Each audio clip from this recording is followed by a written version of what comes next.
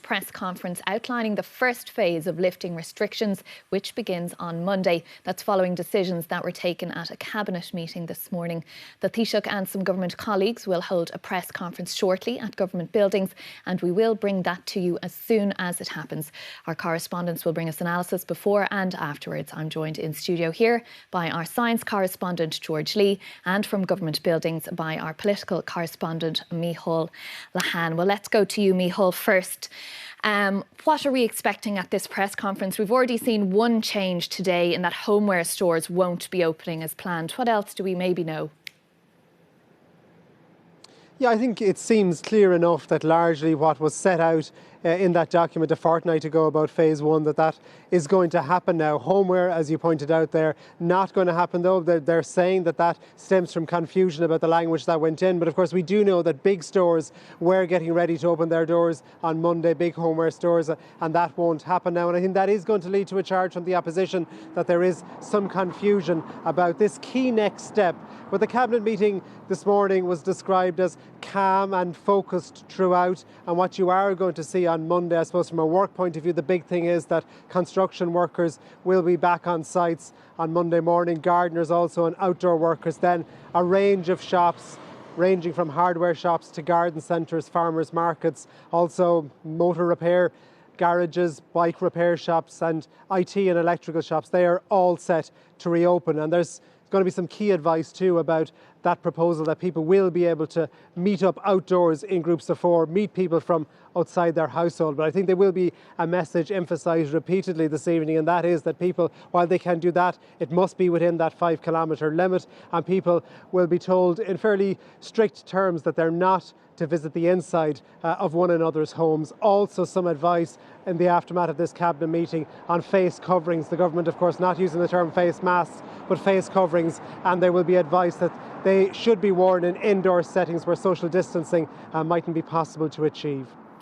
George, those slight changes that Micheál's been outlining, there's no risk involved there. Sure there's not. I mean, the government has looked at a series of criteria before coming to whatever decision they're going to announce here. I think, Katrina, the reality is there's risk involved in everything. It has taken us a long time to get this to this point. We're now 8 weeks in effective what we call now lockdown, although it was never described as such by the National Public Health Emergency Team. And that was to get the reproduction rate of the virus down from 3.7 first to 1.6 to 0.5, where it's been now since the end of March, which has been a huge achievement. That took a lot of work from people and the social distancing and so on, and investment. But that's the risk. The risk is that we know that when people move around more, that the virus will reproduce more. And the 0.5 rate, which means effectively if 10 people catch it today, they will pass it on to 5, and those 5 would pass it on to 2.5. And that means that it would dissipate over a period of time. That will go up.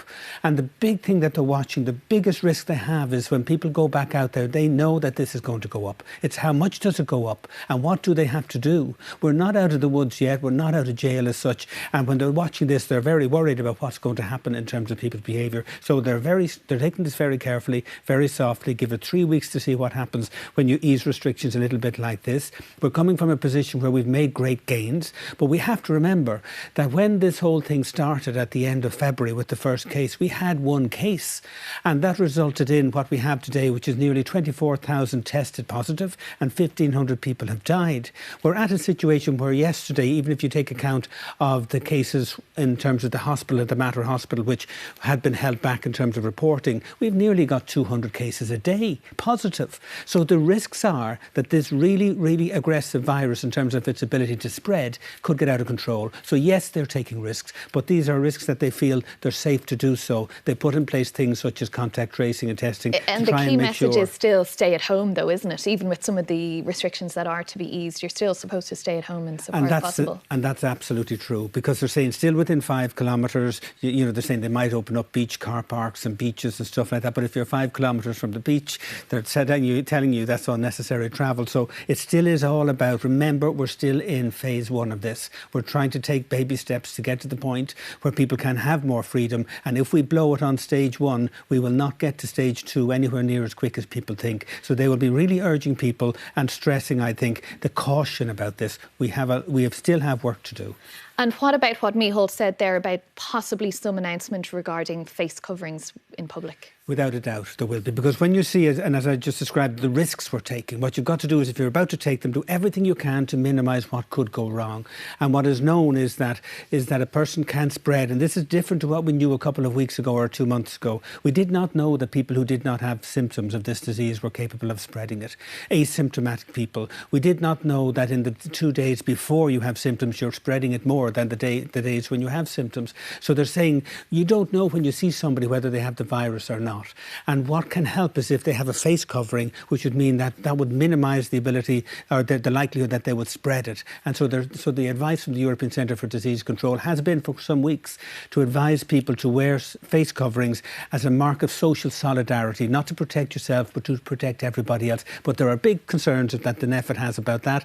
They're not effective in terms of protecting you. You can touch them in the wrong ways, which means that you can spread the virus back to yourself. It can go back into your eyes. There are lots of education that they're going to try and get across to people about how to use them. But they certainly look that in enclosed spaces, places where you can't distance, the likes of public transport, the likes of shops and so on, that it would be helpful if you did that, but not compulsory at all, because some people have difficulty wearing them. Now, we're told these lifting of restrictions are evidence-based, and as you said, George, there a key part of that are these statistics around the number of new confirmed cases. And you mentioned there the situation yesterday with the Mater Hospital.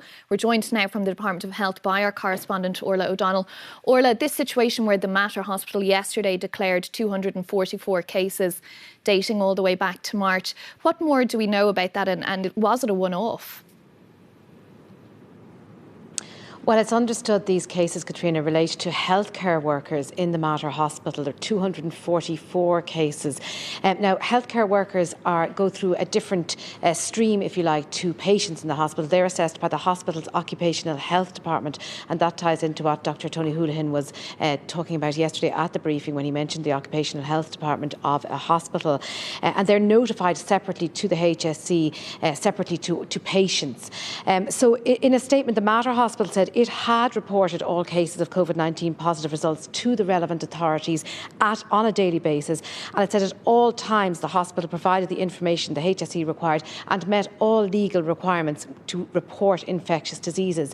COVID-19 is a notified disease since February 2020, and doctors and medical officers in hospitals have to notify the health authorities if they have a case of COVID-19 forthwith. The Mater Hospital said it did this. It said all of the information it has is correct and up to date, and it said it will be working with the HSE to find out why this data may not have been accurately captured. The HSE said it was not in a position to confirm whether the hospital did or did not report the cases, and this was one of the matters it has under review with the hospital group and with the hospital itself. The hospital also said in relation to contact tracing that it has carried out comprehensive contact tracing on all staff members who've tested positive for COVID-19. Again, that is something that is done by the hospital, by the occupational health department of the hospital itself for its own workers. So there's a difference of opinion, or certainly we're not sure what happened exactly in this situation. The hospital is very adamantly saying that they did everything as they should have done. They reported all the cases as they should have done. Dr. Tony Holohan saying yesterday that there were these cases which had been reported to them by a single hospital in one block, and it's not clear why that happened. There is, the Minister for Health said this morning that he would be seeking assurances that it wasn't happening elsewhere, that it hadn't happened elsewhere. He would be seeking assurances from the HSE to that effect. There is a briefing due here this evening, and it's expected we will hear more about this issue at that stage. All right, Micheál, are we expecting to hear more about that issue or testing and tracing in general at the press conference there when it gets underway in the next few minutes? We've been told this is a key element to easing any restrictions. Yeah, it is. Contact tracing is a key element, but I think the app that's going to be used and was regarded as one of the key parts of that probably won't be ready until next month now. And of course, there has been criticism, and fairly strong criticism in the Dáil yesterday about how contact tracing is going at the moment. Dennis Naughton saying that it is intermittent at best and saying that it was fundamentally failing. That was his view, and that there was a particular context to that was around what is happening in meat plants in parts of the country. I think something that we may hear a little bit about as well here on a different issue, and it's something that isn't going to happen next Monday, but that question of horse racing taking place behind closed doors. Of course, that industry applying a lot of pressure on government in recent weeks to try and get up and running again, if you excuse the pun. It looks like that will happen ahead of schedule now, not at the end of June, but on June 8th. That looks to be a decision of Cabinet today. And as I understand it, there was a meeting before Cabinet between the Agriculture Minister whose responsibility for this area, Michael Creed, and the Taoiseach. It was something that was raised repeatedly at Fine Gael parliamentary party meetings as well, especially by TDs whose constituencies have a fairly strong horse racing element and sector to it. So that is something that from the earlier part of the roadmap has been brought forward a little. So we'll have to look out for things like that. Are there things that will jump forward and come in earlier phases from now on? All right, thanks, Micheál. George, that's a point, isn't it? The government has to balance the economic impact of COVID-19 with the public health and public safety issues here. Well, they do, but remember that the economic impact can be worse if you stop and start. So it's a strategy with regard to try and make sure you don't, and by that I mean if they lift restrictions to help the economy and the virus grows and they've got to put them back in, sure, that's worse. So that's why they have to really be very careful about how they're doing it to make sure that we get a smooth trajectory out of this. And that's why they put in all the tests. I mean, the Taoiseach was very clear about what he was saying. This is how we're going to judge whether or not we can take this next step. One of them, as Micheál said, there was contact tracing, and the HSE has a brand new system operating from Monday coming, where people, what they're saying is that when they will be able to do 15,000 tests per day, that they will be able to have 15,000 tests also through the laboratory. So swabs 15,000, laboratory 15,000. And for 97% of them, they're saying at the moment they're negative. So those people will get an immediate text back, a text this time, not going through the doctor saying you're negative. So they will get the result within 48 hours, 2 days. And then of the remaining 3%, that most of them will get it within the following day, including contact tracing. So they're convinced that they have a system in place. The government is happy with that. The Chief Medical Officer said there's nothing about the contact tracing which would cause them not to ease these restrictions, but it is really important because you need eyes on where this particular virus is going to crop up, and the contact tracing and the testing is absolutely essential for that. So that's why the HSE has been under pressure to change the system, and it comes in from Monday. We can just take a look there now at the Government Press Centre, that press conference with the Taoiseach and some other government colleagues due to start around about 4 o'clock. Obviously it hasn't started yet, but we will bring that to you when it happens. George, with the widened test criteria that we saw come in the last week or two, and now with the easing of restrictions, presumably on some level the number of positive cases is going to go up anyway. Well, it's less so on the easing of the criteria for testing, because it's different to what we had before. 2 or 3 months ago, the flu season was still in operation, so people had symptoms which looked and felt a little bit like they could be COVID, and they were going for tests, so there was a backlog. On this occasion, they don't feel that people are coming forward, anything like that. So it isn't so much that you're going to see a rise necessarily in the number of cases. For instance, if you did tests as they are doing now in meat factories and in direct provision areas where they know there are clusters, you will get increases on a daily basis. But it's very clear from all of the numbers that the trend has been very solidly down since about a month ago, to such an extent that we're heading towards 150 per day or thereabouts, and they expect it to remain like that. But again, it's all up for grabs, and they will watch it like a hawk. They'll watch things such as admissions to hospitals. And we know, for instance, that admissions to hospitals, general hospital wards, they had been running at something of 100 per day about a month ago. They're down to 15 per day for COVID-19 patients. They'll watch in terms of intensive care units, because it's a critical factor in terms of a proportion of these people get very sick. And that's come down from 14 per day new admissions a month ago to just 1 or thereabouts in the most recent days. So these are the kind of criteria which let them know how serious it is in the community, alongside the testing. But they're really, really important to put it together and not look at one particular instrument or one particular number. And Micheál, is there a sense that the other opposition parties have been consulted on the decision-making process, or have they been briefed in advance of this press conference now? Yeah, I think there is a sense of inclusiveness at that level, and there is no doubt at the same time, though, that broad political consensus that existed up to now, that continues to fray. And you can see repeated questions about the competency of government to deliver on this roadmap, to deliver on the reopening of society and the economy. And I suppose there's a few reasons for that. One is the handling of the Leaving Cert issue last week, and then most recently that entire issue, which many would say was a debacle in the end, when it came to setting up a structure where the children of frontline health workers, childcare would be provided to them, the government having to abandon that plan in the end. For those reasons, you see a greater scrutiny, despite those continued briefings between government and opposition. And when it comes to briefing, I think it's interesting too that, as I understand it, around 2 o'clock, Leo Varadkar did call Arlene Foster and Michelle O'Neill in Northern Ireland to inform them about what the Cabinet had decided about moving to this first phase of easing the restrictions. And there is expected to be at some stage too, if it hasn't happened already, it's not confirmed yet, some contact with the British Prime Minister Boris Johnson to also inform him what's happening here. Because there has been a lot of criticism about the lack of a sort of all-island approach to this, hasn't there?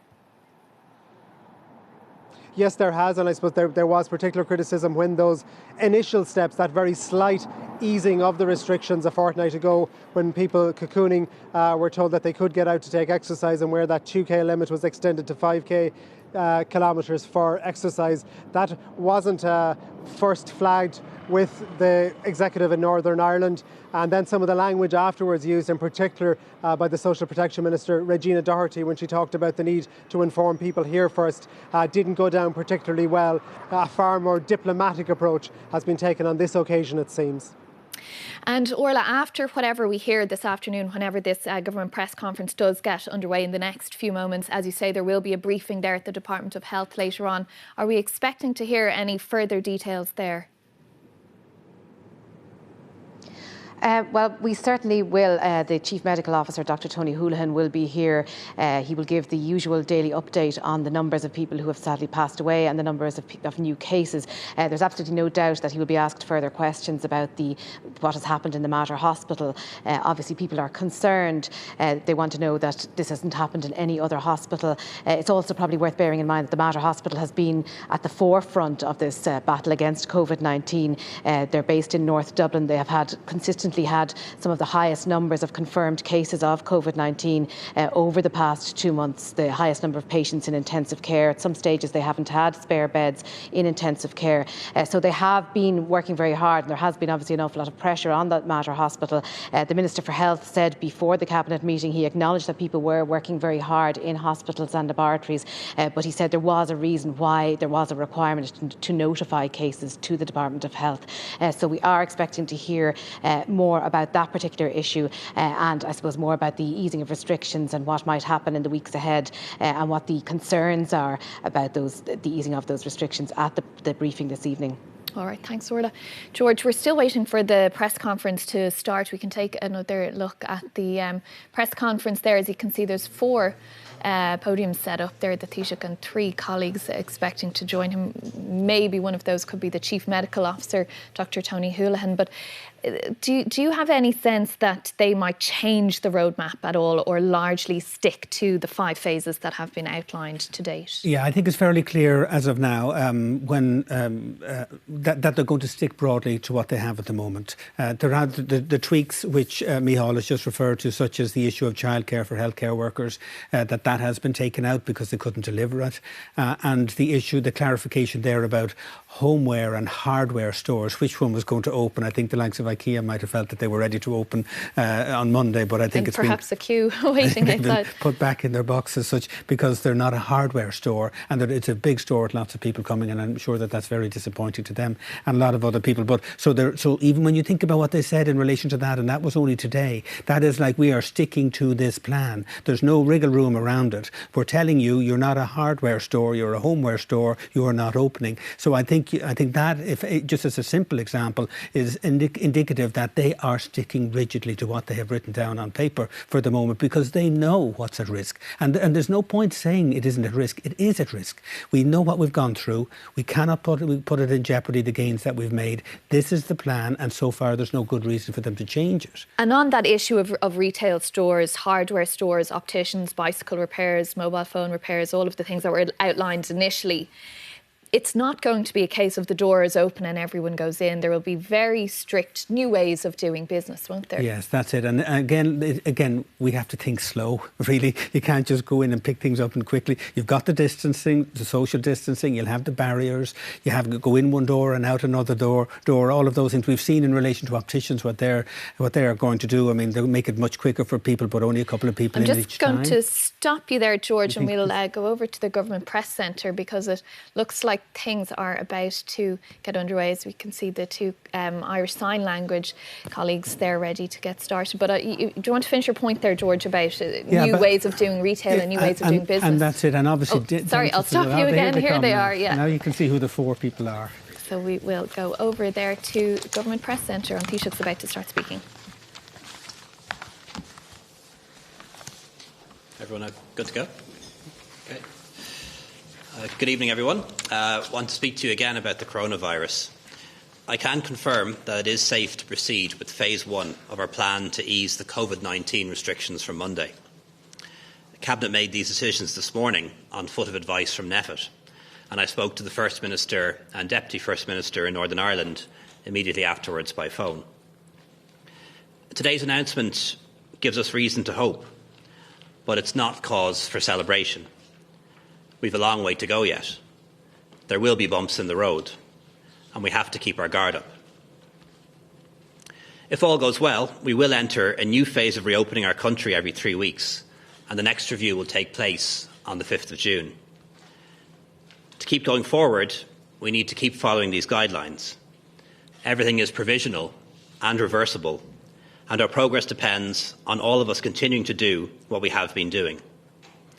As the restrictions ease and we come into contact with more people, the opportunity for the virus to spread increases.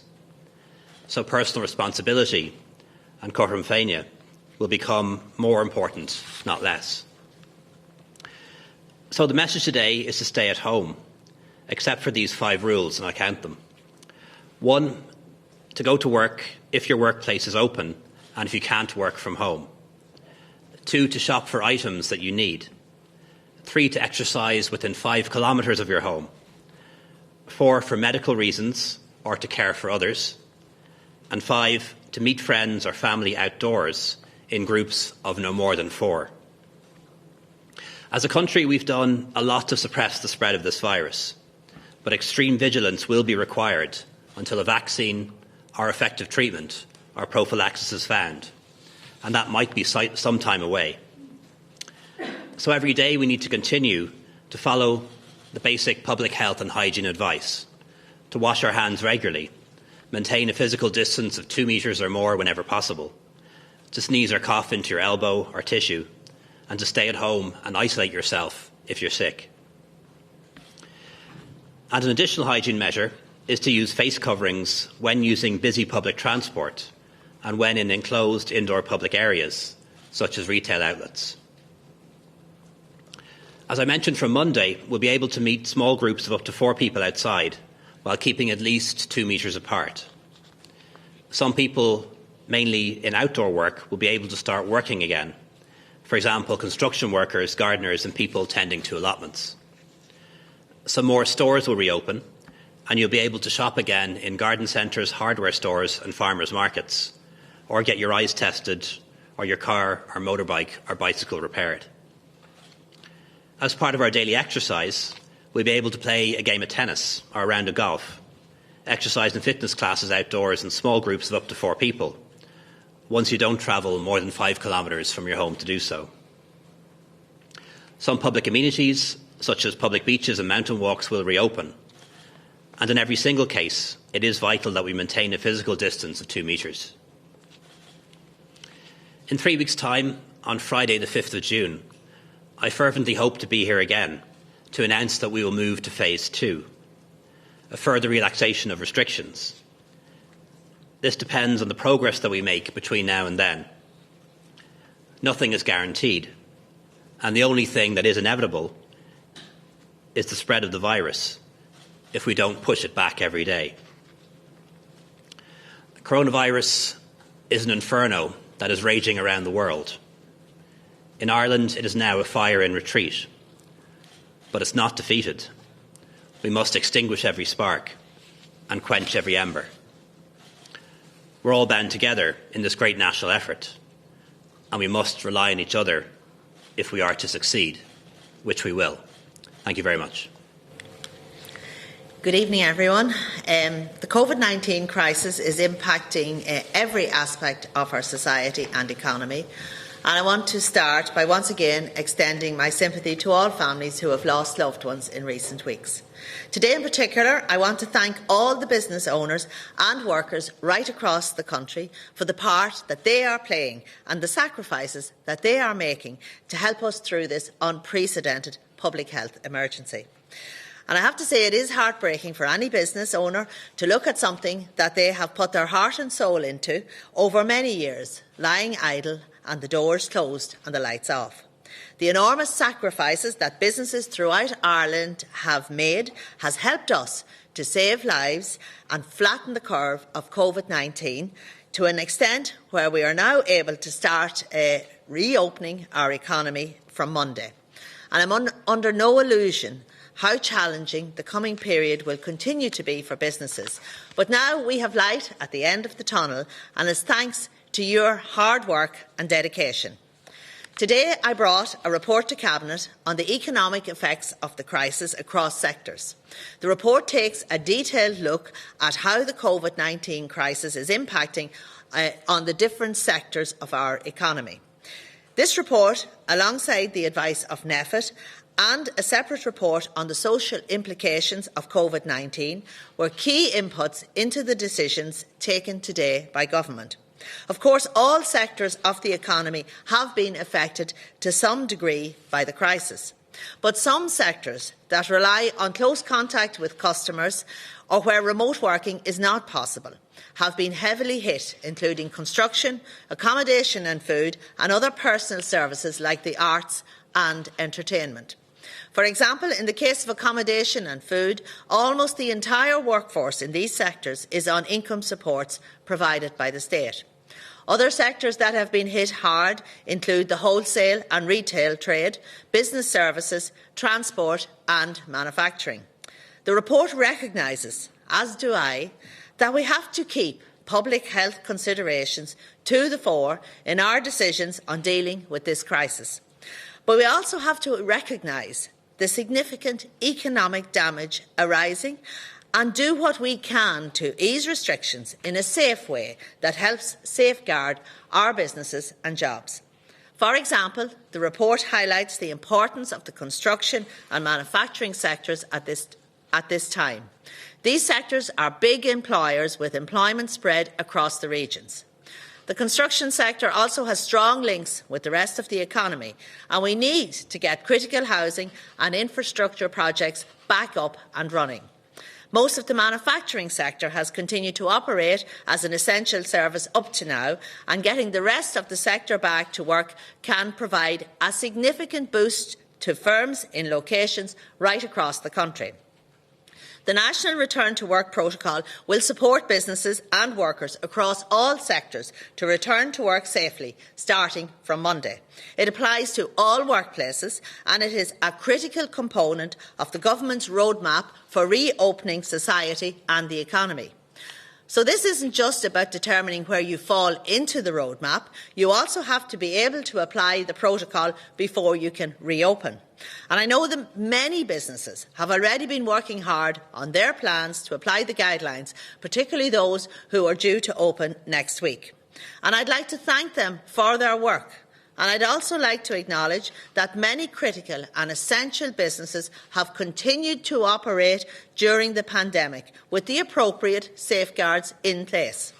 The protocol sets out in very clear terms for employers and workers the steps that they must take before a workplace reopens and while it continues to operate. And the HSA will be overseeing compliance. Their approach is to work with businesses collaboratively, offering advice and support and helping them to iron out any issues. And they're also there to advise workers who have concerns. That said, if necessary, They also have the powers to take enforcement action up to and including closing down a business. However, I am confident that employers want their businesses to remain open and want to do everything possible to protect and support their workers. We have trusted businesses so far to do the right thing, and they have gone over and above the call of duty, with many actually closing earlier than they were required to do to protect public health. And so I have every confidence that they will continue to take a leadership role as we gradually reopen the economy. To those businesses that are reopening on Monday and beyond, I wish you every success. Thanks to your hard work, Monday is the first step on our pathway out of this crisis. While this is a positive step forward, the coming weeks and months will not be easy. You will continue to face huge challenges, but the government has put in place $12 billion worth of supports for businesses, including the wage subsidy scheme, grants, low-cost loans, write-off of commercial rates and deferred tax liabilities. Today, Cabinet agreed details of the new €250 million Restart grant, which will provide businesses with grants of up to €10,000 based on your commercial rates bill from last year. It will give direct grant aid to small businesses to help them with the costs associated with reopening and re-employing workers. The grants will be equivalent to the rates bill of the business in 2019, with a minimum payment of €2,000 and a maximum payment of €10,000. The scheme will be available to small businesses with turnover of less than €5 million and employing 50 people or less that were closed or impacted by at least a 25% reduction in turnover due to COVID-19. The scheme will open for applications through the local authorities next Friday, the 22nd of May. These grants are in addition to the suite of supports already in place and are an extra helping hand to help businesses open their doors again and get back on their feet. Thank you. Thanks very much, Heather. 2 months ago, the Taoiseach and I stood here and asked you to do extraordinary things in the face of an extraordinary threat. We asked you to stay at home. We asked you to keep your distance. We asked you to pull together by staying apart. And the collective action of people across Irish society has now clearly changed the course of this pandemic. In the face of great challenge, the control you are showing has prevented catastrophe, and it has protected our country from a much different scenario than the one that we have today. We are so grateful for all that you've done, and we hope you, the Irish people, can see what you have achieved. But we also know that many lives have been lost, much pain and suffering endured, and I'd love to join my colleagues in telling you that it's done, but I'm afraid we can't, because this is far from over. We've changed the course of this virus, but we ourselves cannot now change course. Each phase of our experience of this virus requires us to embrace new and previously unfamiliar ways to stay safe and to protect each other. And the next phase is no different, because you see, the virus is not out there. It's in us. It's in people. And if we don't control how we act, we will not control how it behaves. So today we are asking some more of you. We're asking you to continue to stay at home, to continue to keep your distance, and to continue to practice good hand hygiene. But we're also asking you to help us as we take the first step on our journey to a new normal. From Monday, phase 1 of our roadmap can commence and our economy and society can start to reopen. The roadmap is gradual and phased. That's not by accident, it's deliberate. We're treading carefully, knowing that increased movement brings increased risk. And that's a really important message I want to get out there. Anytime we increase movement, we increase risk. We're going slowly, knowing that this is the safest way to move forward. And we're asking you to do the same. I understand how compelling the opportunity to retrieve some semblance of normality from the ability to return to normal places will be. These times we are living in have brought us many significant moments, but never in our history has there been such a heightened sense of national excitement about the chance to go to a garden centre. But that doesn't mean we should all rush there at once. This reaction is natural, it's only human. I want us all to be able to enjoy the simple pleasures back in our lives. meeting a small group of people we've been longing to see in the flesh, going to a favourite park or a beach that perhaps has been closed, participating in some much-loved sport, going to the hardware store. But we have to remember we do these things accompanied by risk, and we have to act accordingly. It is how we do them that matters. The opening of the garden centre isn't the danger. It's what we all decide to do in terms of how we behave when we go there. Reopening these places comes with some risk, but ultimately the level of risk depends on how all of us use them. We're depending on each other to continue to act in this new way. Never before have we been so interdependent. We have to continue to stay home, apart from the exceptions that Taoiseach has set out. We have to continue to stay within 5 kilometres of our home, even for these new activities we're regaining. We have to stay 2 metres apart. We are moving to a phase of greater freedom, but with this does come a greater sense of responsibility from all of us, for all of us, to embrace the ways we need to act with even greater discipline. But we must be motivated to do this, because if we can get it right, there's a big prize. We can keep moving forward and at the same time keep saving lives. And we have to remember that just as our actions brought about the progress we've seen to date, our actions could also set us back. We've seen in other countries restrictions being eased and then being reintroduced. We need to try and avoid that together. Let's ensure we don't risk that. We've gone through too much to risk that. The people of Ireland have sacrificed too much. So we move forward with great faith in what the Irish people can achieve. And when I look across the world, I've never been prouder to be Irish. We have shown strength, we've shown unity, and we've shown we can do this. But today we're asking you to continue with us, to continue to trust us, and to continue to follow the public health advice. So we are asking you to stay home, stay safe, continue to protect each other, and hold firm. We've continued to meet as a National Public Health Emergency Team. You're aware that we'll have met yesterday, assessed the conditions in relation to the disease, in relation to compliance and behaviour recommendations on the part of the general public, and in relation to the preparedness arrangements that need to be in place for after the point at which we ease restrictions, and concluded that the time was right for us to advise through the Minister for Health the Government to consider easing the restrictions that have now been announced today. We'll continue to meet all the way through this to monitor the path of the infection.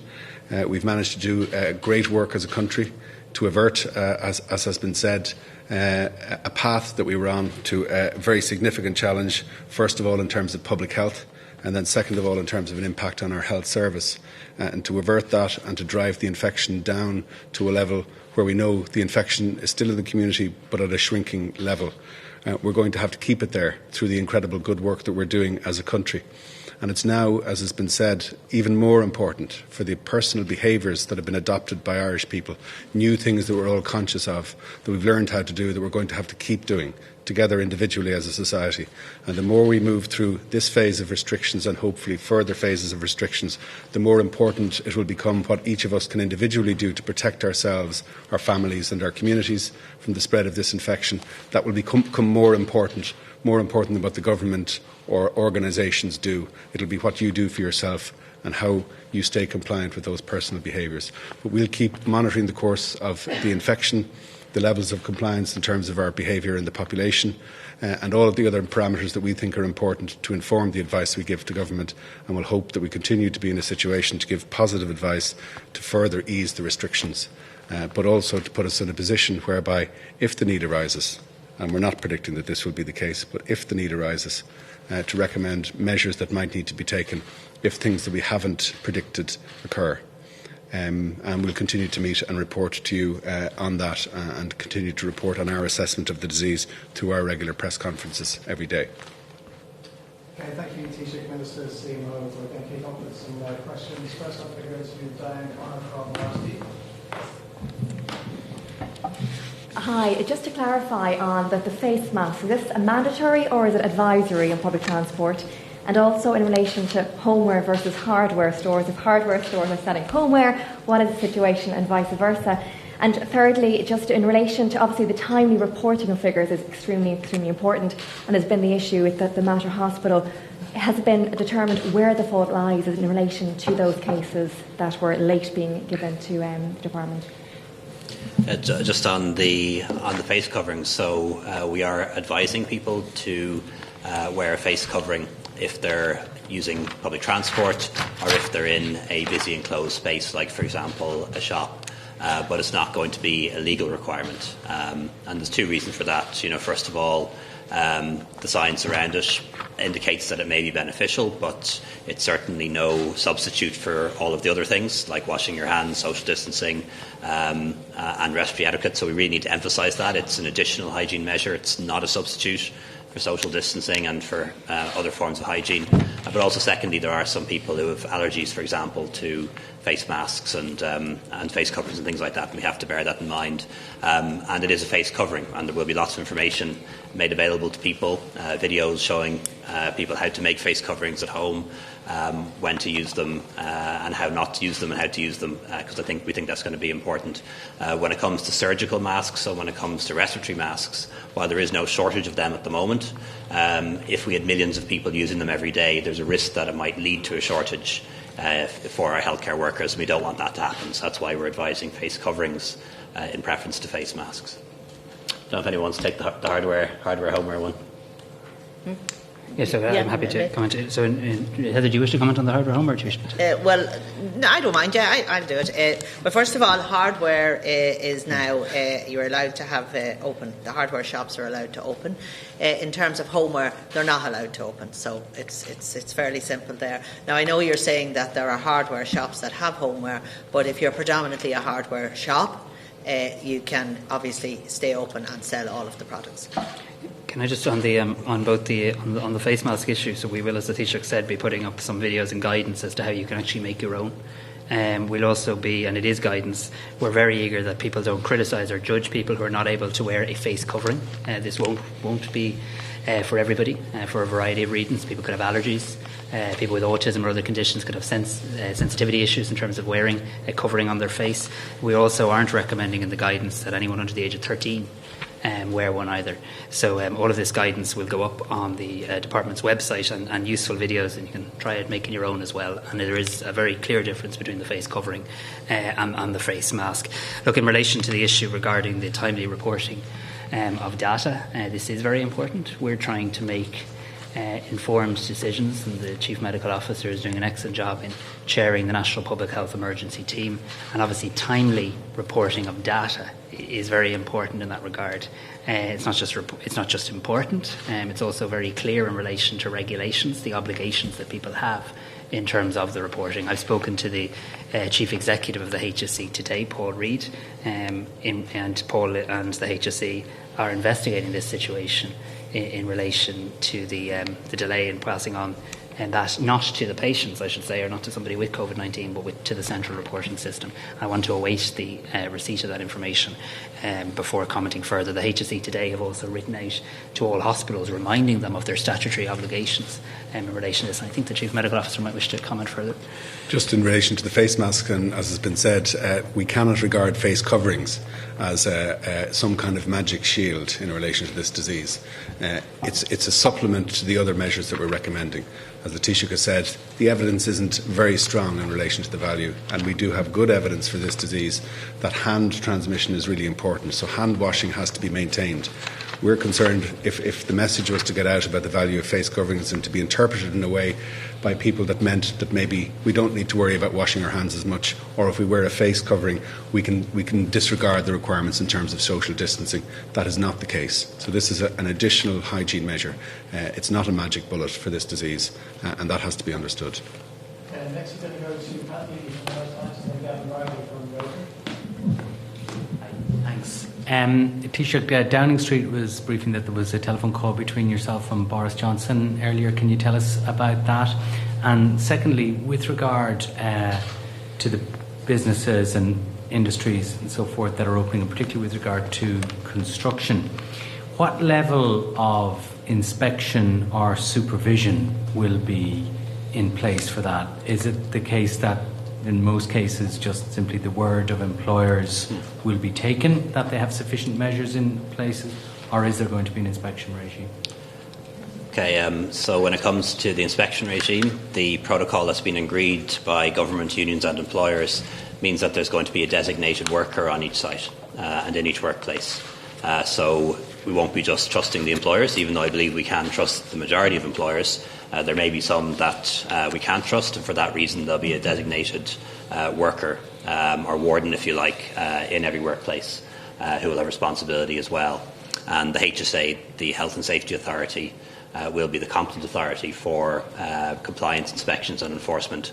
The objective isn't going to be to shut down businesses, it's to help people comply. We know for sure that there are going to be teething problems in the first couple of days. I've no doubt that on Monday morning and on Tuesday we will see images in the media and social media of things happening in workplaces that shouldn't be happening. That's what has happened in other countries as they've opened up too. So we anticipate that. But the approach will be to encourage and require businesses and workplaces to comply in the first couple of days. And if they don't, then enforcement can happen, including the closure of businesses, including prosecution and fines. But we're not going to leap to that. We understand that it's going to take a little bit of people working together in the initial days at least to get this exactly right. In terms of phone calls today, after Cabinet I rang the First Minister and Deputy First Minister, Arlene Foster and Michelle O'Neill, just to let them know what we were doing, and we'll have a quad, that's a meeting involving the Taoiseach, the Secretary of State and the two Health Ministers, First Minister and Deputy First Minister, next Tuesday to talk about further cooperation in areas where we need to cooperate when it comes to COVID. And then had a call later in the afternoon with Prime Minister Johnson, which really was an opportunity to tell him what we're doing here, to also talk about the travel restrictions, because we've put in place travel restrictions, so have they. We need to make sure that they're aligned, so our two teams are going to work together over the next couple of days to try and get that right, if you like, within the confines of the common travel area. Not straightforward, but we're going to do our best to get it right so that the common travel area is protected, but also so that we can introduce and enforce that 14-day quarantine on people coming into our ports and airports. The Cabinet did decide today to make it mandatory for people to fill in those forms. So regulations are being prepared by Minister Harris.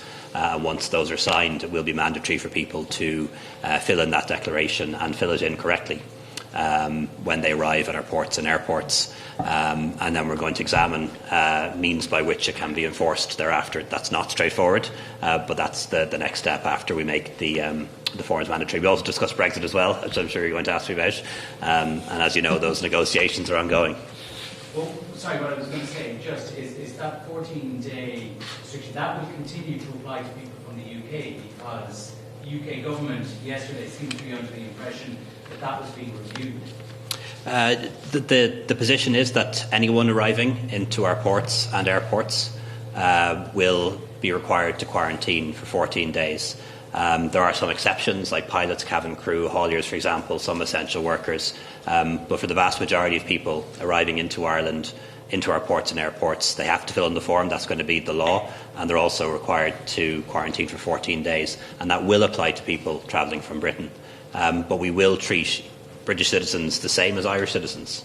So if you're an Irish citizen flying in from Birmingham or a British citizen flying in from London, you will be treated the same. So there won't be any discrimination, if you like, against British citizens. There is an exception, of course, or there are a few exceptions, but one exception is transit to and from Northern Ireland. So a lot of people travel from Northern Ireland to Britain through Dublin and vice versa, and they will be allowed to continue to transit. Just a couple of points of clarification, if I can. First of all, Minister Harris, just following on from the issue in the matter, are you confident, or can you say at this point, that full contact tracing has been pursued of both the professional and personal contacts of the staff in the Mater Hospital who are the subject of these belated reporting? Also, can any of you clarify, can indoor construction, like home renovations, for example, can that begin again on Monday? And if so, why? Or if not, why not? And also just on horse racing, we hear from some other political sources that Cabinet today agreed to move horse racing forward from a later phase, I think, to phase 2, 3 weeks from Monday. Why is that, and why is it now considered acceptable that someone could drive the length of the country to attend a horse racing meeting but not drive 20 kilometres to see their friends or family? Yeah, the horse racing was never specifically mentioned in the plan that we agreed back in April, so now it is, and horse racing behind closed doors will be allowed to resume from the 8th of June. And that's just taking into account what's happening in the UK and what's happening in France, because this is a big economic sector. A lot of people employed in it, worth nearly €500 million to the economy each year.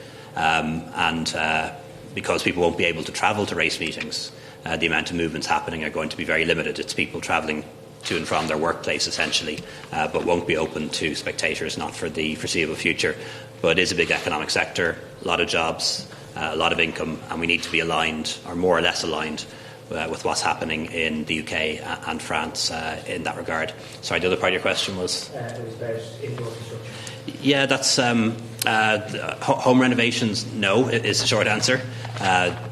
In later phases, solitary work and indoor work will be allowed, but we do appreciate that when it comes to construction sites in general, it's not as simple as just saying indoor or outdoors. You know, you start on a construction site, it's all outdoors at the start, but by the end, as the walls go up and the roof goes on, it becomes indoors. So, you know, that form of construction can continue, provided it's done safely in accordance with the guidelines. But no, it wouldn't be possible for people to, get their kitchen redone or something like that. That would be in a later stage. In relation to the Mater Hospital, I don't have a huge amount to add to what I already said. I've been in this role long enough now to know not to provide assurances that I have yet to receive. But I obviously do note the statement of the Mater Hospital in relation to what they've said regarding contact tracing, and also the comments that the Chief Medical Officer outlined yesterday and what may well happen in an occupational health department. So this is a matter for Paul Reid of the HSE to investigate and to provide an assurance to me in the department, and that work is underway now. Next up is Sean from Thank you. Mr. Humphreys, could you just provide a little bit more clarity on the homeware hardware, because there's still quite a bit of confusion from people. How can businesses, say, who want to open and aren't sure which they fall into, how can they find that out?